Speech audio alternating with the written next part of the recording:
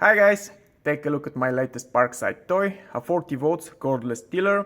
I know, cordless tiller sounds a little bit ridiculous, especially for something branded Parkside, but let's leave the prejudices to the side and take a look at the product. It's equipped with a brushless motor. Lately Parkside is introducing such motors in more and more of its green power tools. According to Parkside, the no-load rotation speed is 140 RPMs, the maximum tilling depth is 20 centimeters and the working width is 30. It's packed in a relatively big box and then it's additionally protected with a second one on top of it. However, you might still get some damage from the tool due to its weight. It comes disassembled, but it's quite easy for the user to assemble following the instructions. Before assembling, let's take a look at the battery compartment, which for some reason is equipped with this pathetic excuse of a door. The price of the product is really low, but this is ridiculous, you cannot fully open the door. For some reason, the compartment cannot accommodate the biggest 12 Ah batteries, the maximum you can put inside are two 8 Ah. And what's even funnier, there's no way to properly close the door if you're planning to use the tiller with the new Parkside Performance battery backpack. Correct me if I'm wrong, but I think Parkside designed the backpack specially for such energy-hungry devices. Given the low price, I wasn't expecting anything extraordinary inside, and I was right. A brushless motor, cooling impeller, all of this is connected to a gearbox and then to the rotor. Of course, we have a control board, which more or less is the standard for the 40 volts Parkside machines. The gearbox is pretty simple. We have bearings on both sides of the crown gear, and there's even a rubber O-ring for dust and dirt protection. The rotor assembly also looks pretty basic. This is how it looks fully assembled.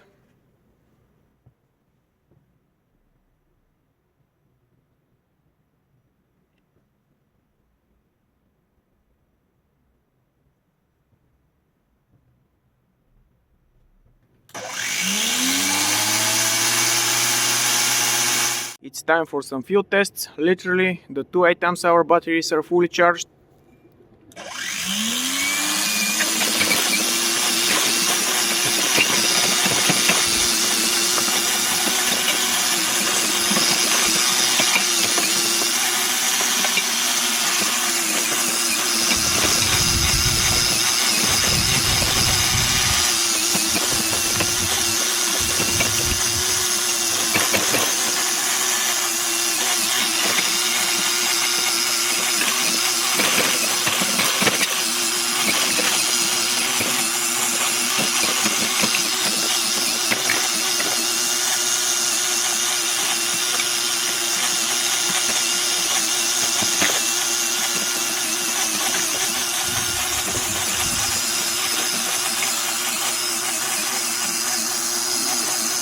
Well, the ground here is quite different from what you might encounter in your gardens, a lot of stones, but it's perfect for testing the machine, and I might say it has some torque.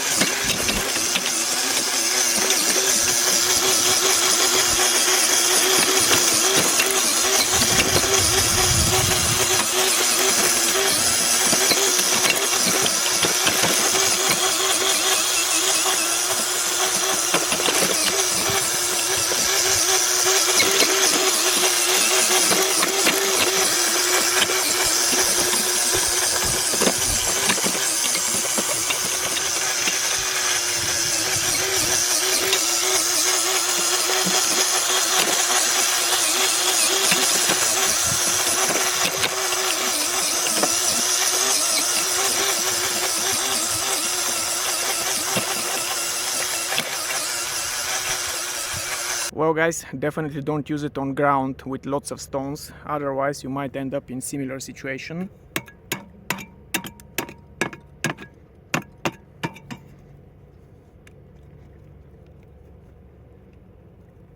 And I don't have a hammer around.